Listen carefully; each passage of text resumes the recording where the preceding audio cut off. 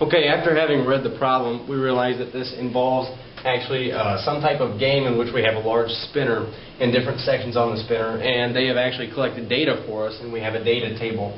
Now you're going to notice this problem is a little bit different from the one you have in the book. My spinner has 6 different sections on it, of which 2 of them would provide a win. Of course, 4 of them then would provide losses. And my data is slightly different in my table. Now, although they tell you the total of spins that they've already done with theirs in the introduction to the problem, one way to figure this out would be to add up the number of wins and the number of losses.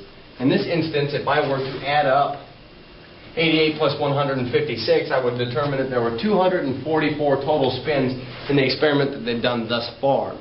Now, you're going to notice that I put in a total column on my table. One thing I'll suggest for you is to copy the table from the book down on your paper and actually extend it so that there is a total column. And of course, the total that they mention in the book is 236.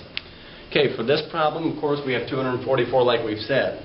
Now, part A actually asks you to write 3 different statements, and what they want you to do is write 3 different statements using this data, actually giving a ratio statement, a percent statement, and a difference statement. Now, I think we can all agree upon this, that out of these 3 statements, the one that we could choose that would be probably the easiest, even though insignificant, would probably be the difference.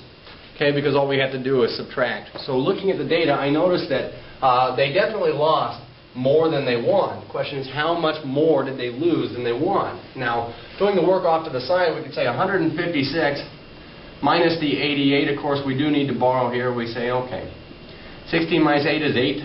We'll borrow from the 1. 14 minus 8 is 6.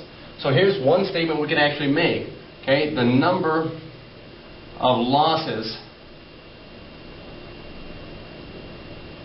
was 68 more than wins. Okay, moving on to perhaps a ratio statement, which would be the next easiest on the list because a ratio is simply a comparison. Let's compare the losses to the wins. Now, of course, we could do wins to losses or losses to wins. You're going to have to make up your mind. For this example, I'm going to go wins to losses just because of the way my table's arranged. Here's what I know, though. The number of wins compared to losses looks like this, okay? The number of wins was less than the number of losses at a ratio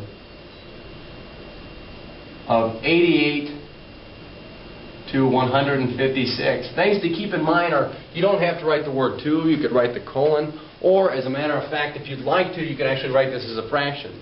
One convenient thing about writing it as a fraction is some people immediately see that these were both even and that it can be simplified. One thing I'll actually encourage you to do is, whenever you can simplify a fraction or a ratio, go ahead and do so. I do notice that these are both even. I'm going to go ahead and split this up a little bit, but I notice that half of 88 is 44.